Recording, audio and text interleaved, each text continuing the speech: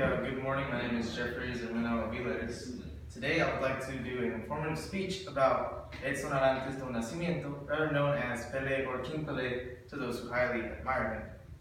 So my specific purpose to give this speech is to actually inform you guys about his life, his accomplishments, and how he got to be named King Pele.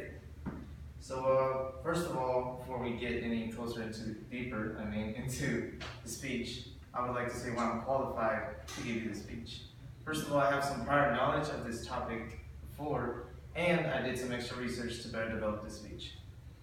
Also, a little quick fact to kind of get your attention is that he's 3 times champion of the FIFA World Cup, and he also scored 1,000 goals in his 909 games, which is still to this day a very impossible landmark to meet. Okay. So the 3 main points that I would like to talk to you guys about would basically be his early life, his road to glory, how he got to where he is now, and his accomplishments after he retired. So Edson Arantes do Nascimento, or Pele, as he's rather referred to as, was born on October 23rd, 1940, in Três Corações, Brazil, which is in the state of Bahia. He was born poor. He didn't really have very good living conditions and not a very good education, even though his parents did want him to have a better education because his mom was actually a house cleaner and his dad was a janitor at a local hospital. But his dad was the reason he had the passion for soccer. Since he was poor, they really couldn't afford a ball for him to actually play with. They played with mango fruits from the nearby hospital. And when he was 13, he started playing for the Barro Athletic Club, or BAC. And there he was scouted by Waldemar de Brito, who was actually a veteran Brazil player from the team of Brazil. And he was scouted to join the team of Santos of Sao Paulo, which is where his career took off. And also, Mr. de Brito was the one who actually taught him some extra stuff, like his famous bicycle kick. And before that, at the age of 8, that's where he acquired the nickname Pele. Pele doesn't really know exactly when or who gave him that nickname. It just kind of stuck to him and he just went along with it. And then at the age of 17, he went to his first World Cup. But to this day, he's actually the youngest player in all of the soccer history to be in a World Cup.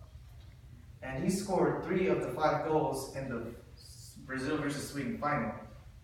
And it wasn't the fact that he scored those 3 goals or that he was young, it was the fact that his style of play was so unique. Not many people had actually seen the way he played.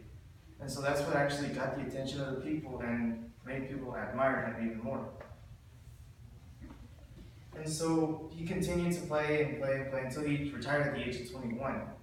But at that same time, he actually went to New York and joined a football team over there, the Cosmos of New York.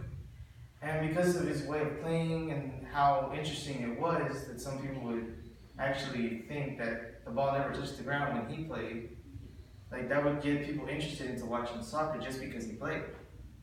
And well, that's what actually got soccer a little bit of fame here in the United States. And then after that, well, his style of play actually influenced other players, which we see today in many games. Some players actually do some of his signature moves, like the bicycle kick and rainbow and stuff like that.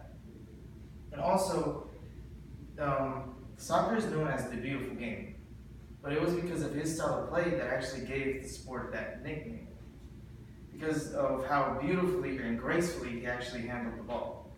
Like most would say that it could make a grown man cry just by seeing how he played. And he also did many charity events. For example, he went to Guatemala and gave out more than 2,000 pairs of shoes. He actually loved to help the poor because he knew how hard the struggle was for him. So he wanted to put back into the community and all those people who couldn't afford it. And so for my closing statement, I just want to say that all in all, he is considered as one of the greatest soccer players of his time. And today he really is in many halls of fame. He's very recognized for basically how he got from rags to riches, but he still remained humble. He did not see himself above anyone else because he thought that, well, we're all the same. So that would be it for me.